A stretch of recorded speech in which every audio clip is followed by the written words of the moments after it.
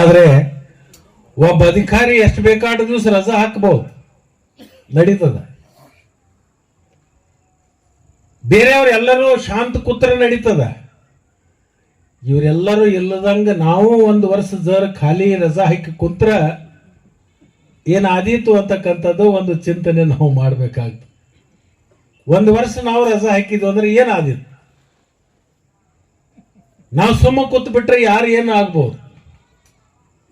ಅದಕ್ಕೆ ನಾವು ಯಾವಾಗಲೂ ನಮ್ಮ ರೈತರನ್ನ ಉಳಿಸಿಕೊಂಡು ಬೆಳೆಸ್ಕೊಂಡು ಅವನಿಗೆ ಶಕ್ತಿ ಕೊಡ್ತಕ್ಕಂಥ ಕಾರ್ಯವನ್ನ ಅದು ಎಲ್ಲಾ ಸರ್ಕಾರಗಳು ಕೂಡ ಮಾಡಬೇಕಾಗಿರ್ತಕ್ಕಂಥವ್ರ ಹೊಣೆ ಮತ್ತು ಅವರ ಜವಾಬ್ದಾರಿ.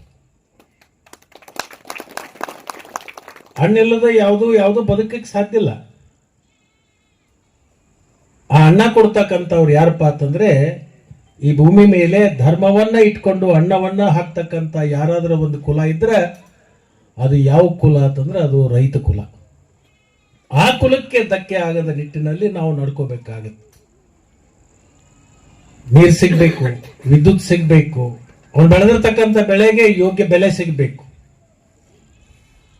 ಅವನ ಮಕ್ಕಳಿಗೆ ಉತ್ತಮವಾಗಿರ್ತಕ್ಕಂಥ ಶಿಕ್ಷಣ ಸಿಗಬೇಕು. ನಾ ಎಲ್ಲ ರೈತರಿಗೆ ಒಂದು ಅರಿಕೆ ಮಾಡ್ಕೋತೀನಿ, ನಿಮ್ಮ ಮಕ್ಕಳನ್ನು ನೀವು ಬರೇ ಬೆಳೆ ಬೆಳೆದು ಹಣ ಮಾಡೋದಕ್ಕಿಂತಲ್ಲ, ಆಸ್ತಿ ಮಾಡೋದಕ್ಕಿಂತಲ್ಲ, ನಿಮ್ಮ ಮಕ್ಕಳನ್ನ ಆಸ್ತಿವಂತರನ್ನಾಗಿ ಮಾಡ್ರಿ. ಮುಂದಿನ ದಿನಮಾನದಲ್ಲಿ ನಿಮ್ಮ ಮಕ್ಕಳಿಗೆ ಉತ್ತಮವಾಗಿರ್ತಕ್ಕಂಥ ಶಿಕ್ಷಣವನ್ನು ಕೊಡದೆ ಹೋದರೆ ಮುಂದಿನ ದಿನಮಾನದಲ್ಲಿ ಒಕ್ಕಲತನವು ಕೂಡ ಮಾಡುವುದು ಬಹಳ ಕಷ್ಟ ಇದೆ. ಅನೇಕ ದೇಶಗಳನ್ನ ನೋಡಿದ್ದೀನಿ.